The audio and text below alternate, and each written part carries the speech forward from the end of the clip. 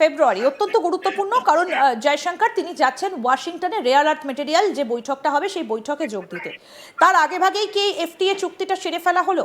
এর পেছনে কি কোনো কৌশলগত কারণ রয়েছে? দেখুন, ভারতবর্ষের স্ট্র্যাটেজিস্টরা তো আর মানে ঘাস খেয়ে থাকে না।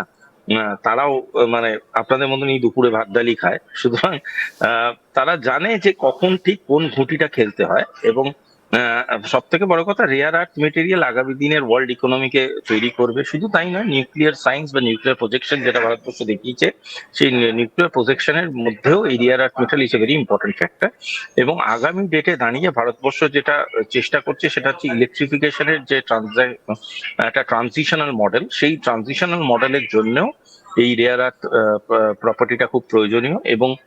এবং এই জিনিসটা বোঝাটা খুব আবশ্যক যে if India tries to do something different, Donald Trump has to accept. এটা এরকম নয় যে উনি কোনো দয়া করছেন বা উনি কোনো একটা বিরাট মায়া করছেন আমাদের প্রতি, সেটা নয়। আমরা জানি আমরা কি চাইছি, এবং আমাদের সাথে যদি আপনি ঘোড়ায় চাপতে চান আপনি চাপবেন, নাহলে আপনি যেরকম গাধার পিঠে চেপে ঘুরে বেড়াচ্ছেন সেরকম ঘুরে বেড়ান, চুনকালি আপনার দেশের লোকই আপনার মুখে মাথায় হাঁচি। এখানে কি কোথাও গিয়ে একটা আমরা এসিও সামিটে যে ছবিটা দেখেছিলাম সুভাষিসবাবু, আপনার নিশ্চয়ই মনে আছে যে চীন, রাশিয়া এবং ভারত এক পোডিয়ামে একসঙ্গে হাত মেলাচ্ছেন, যে ছবিটা অত্যন্ত রেয়ার এবং নতুন বিশ্বকে এই ছবিটা ভাবাচ্ছে। ভারতের সঙ্গে আমেরিকার এই চুক্তিটা হয়ে যাওয়া এবং বারবার করে ডোনাল্ড ট্রাম্পের এই যে বক্তব্যটা সামনে আসছে যে রাশিয়া থেকে ভারত আর তেল কিনবে না, ভেনেজুয়েলা এবং আমাদের থেকে নেবে, কোথাও গিয়ে কি ভারত রাশিয়ার সম্পর্কে একটা চির ধরানোর চেষ্টা, এসসিও বা ব্রিক্সকে ভয় পেয়ে, কিংবা চীনকে সামলাতে এটা কি একটা আমেরিকার চাল হতে পারে? অত সোজা না ব্যাপারটা। হ্যাঁ, রাশিয়ান সয়েল আর ইন্ডিয়ান সয়েলের মিক্সিংটা অন্যরকম হয়। সুতরাং রাশিয়ার আর ইন্ডিয়ার মধ্যে যে ডিপ্লোমেসি আছে সেটা বোঝার ক্ষমতা আমেরিকার নেই। দ্বিতীয় জিনিসটা হচ্ছে চায়না। রিগার্ডিং চায়না বলতে পারেন একটা অল্টারনেট বাইল্যাটারাল প্রেশার তো থাকবে চায়নার উপরে, এবং থাকাটা আবশ্যক। কারণ চায়নাও যেন ভাবে যে ওরা মানে ব্লাইন্ডলি যে কাজগুলো এতদিন ধরে করেছে সেগুলো কতটা উচিত কতটা অনুচিত করেছে। দ্বিতীয় জিনিস হচ্ছে রিগার্ডিং বাংলাদেশ, যার ইলেকশন হতেও পারে নাও হতে পারে বা আগামী দিনেও আসতে পারে, সেখানে যে ইকুয়েশনটা ভারত, চায়না এবং আমেরিকার মিউচুয়াল ইন্টারেস্টের আছে, সেখানেও অনেক রকমের ফ্যাক্টরাইজেশন হবে due to this kind of transaction. তৃতীয় জিনিসটা যেটা বোঝা খুব আবশ্যক সেটা হলো রাশিয়ার সাথে ভারতবর্ষের ওয়ান ডাইমেনশনাল রিলেশনশিপ না, মাল্টি ডাইমেনশনাল রিলেশনশিপ। এবং সেটা কোনোদিনই এই ধরনের ছোটখাটো টুইটে বা এই ধরনের ছোটখাটো ইঙ্গিতপূর্ণ কথাবার্তার সাথে কোনো সম্পর্ক নেই, কিচ্ছু হতে পারে না। ঠিক, কিন্তু কোথাও গিয়ে কি এটাও অত্যন্ত গুরুত্ব পাচ্ছে যে ব্রিক্সকে ভয় পেয়ে সেখানে একটা ফাটল ধরানোর চেষ্টা চলছে, যে ভারতকে কাছে টেনে আনলে ভারত চীনের এতদিন যে অহিনকুল সম্পর্কটা ছিল, কারণ ভারতের সঙ্গে চীনের সম্পর্ক এতদিন ভালো ছিল না সেটা আমরা সবাই জানি এবং একটা ছোট বাচ্চাও হয়তো সেটা বলে দেবে, কারণ গালোয়ানের মতন ঘটনা বারবার করে আমরা দেখেছি যে এই ঘটনাগুলো সম্পর্ককে কোনোদিনই মধুর হতে দেয়নি, কোনোদিনই কাছে আসতে দেয়নি। কিন্তু কোথাও গিয়ে একটা যেন এসসিও সামিটে তাদের দেখা হওয়াটা, কথা বলাটা, অপারেশন সিন্দুরের পর বিশেষ করে এই সম্পর্কগুলো কাছে এসেছে। চীনের সঙ্গে কি কোথাও একটা ভারত যাতে মিশতে না পারে সে কারণেও কি একটা প্রচেষ্টা? কারণ রাশিয়াকে তো বারবার দোষারোপ করা হচ্ছে যে কেন তারা ইউক্রেনের বিরুদ্ধে যুদ্ধ থামাচ্ছে না, কেন এই বিষয়গুলোকে তো বারবার করে সামনে আনছে। দেখুন, মানুষের যাকে যাকে ভালো লাগে সে তার সাথেই সময় কাটায়। ও ওইভাবে আটকে লাভ নেই। আমাদের বাবা মারা পেরেছে আমাদের আটকে কিছু করতে, তো আমেরিকা পারবে নাকি ভারতকে আটকাতে?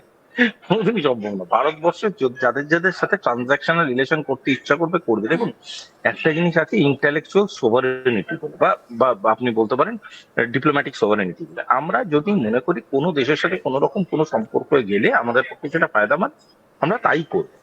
যদি আমাদের মনে হয় কোনো দেশকে কারোর সাথে সম্পর্কে গিয়ে কাউকে কোনো রকম প্রেসারে রাখতে হয় সেটা তাই করব। যদি মনে হয় কোনো দেশের সাথে সম্পর্ক করে অন্য কোনো দেশকে ডাইরেক্টলি ফোন করে বলা যে ভাই তার জন্য তোর আর আমার সম্পর্ক খারাপ হচ্ছে না, আমরা যেরকম চলছি সেইভাবেই চলবো, এটা তো বুঝতেই পারছিস আমাদের জন্য প্রয়োজনীয় তাই করেছে, তাহলে তাই করবে। সুতরাং একটা জিনিস জেনে রাখা দরকার, কারোর জন্য কাউকে দেখানোর জন্য কিছু ভারতবর্ষ এটা করছে না। তবে হ্যাঁ, আমেরিকা যেভাবে যেটা রিপ্রেজেন্ট করছে বিশেষ করে ডোনাল্ড ট্রাম্প, এটা হাস্য। ঠিক, কিন্তু একই সঙ্গে আপনার কাছে জানতে চাইবো যে এই যে রাতে যে চুক্তিগুলো স্বাক্ষরিত হয়েছে গতকাল রাতে, আপনি বললেন যে রেয়ার আর্থ থেকে শুরু করে খনিজ তেল আরও বেশ কিছু সামগ্রী সম্পর্কে, এতে ভারতের কতটা প্রফিট হবে? আমরা যদি সেই আলোচনাটায় আবার ফিরে যাই, যে এতে ভারতের কতটা প্রফিট হবে?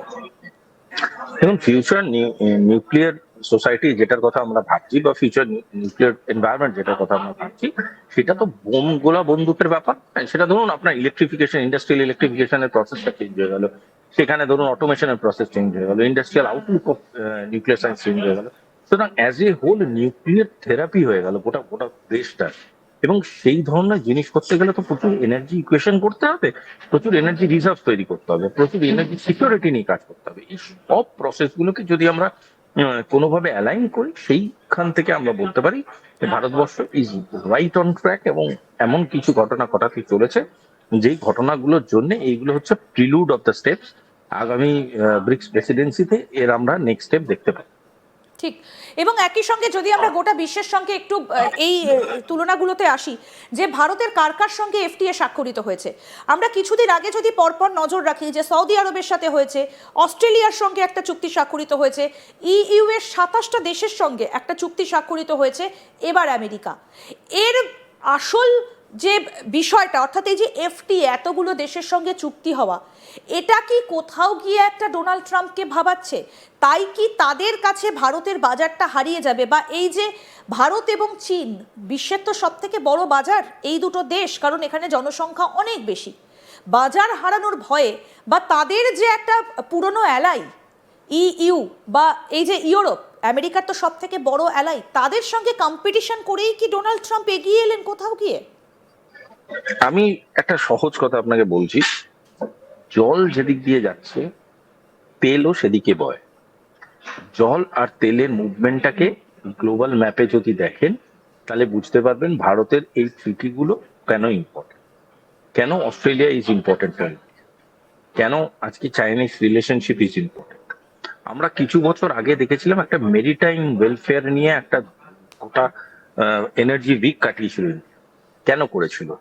আজকের ডেটে তার ফল পাচ্ছি। আমরা দেখেছিলাম এনার্জি সিকিউরিটি নিয়ে আজ থেকে 2 বছর আগে ব্রিক্সে ডিসকাশন হচ্ছে, কেন হয়েছে সেটা আজকে বুঝতে পারছি। আমরা মেরিটাইম সোভারেনিটি নিয়ে দেখেছি, বিমস্টেকে ব্যাংককে ডিসকাশন হয়েছে, কেন হয়েছে দেখতে পাচ্ছি। সুতরাং আজকে যে ঘটনাগুলো ঘটছে তার চিত্রনাট্যটা বহুদিন আগে লেখা হয়ে গেছিল, এবং সেই চিত্রনাট্যটা কিন্তু এটা ভেবেই লেখা হয়েছিল যে আগামী দিনে কিভাবে অঙ্কটা সাজানো, এবং সেভাবেই অঙ্কটা সাজানো হচ্ছে।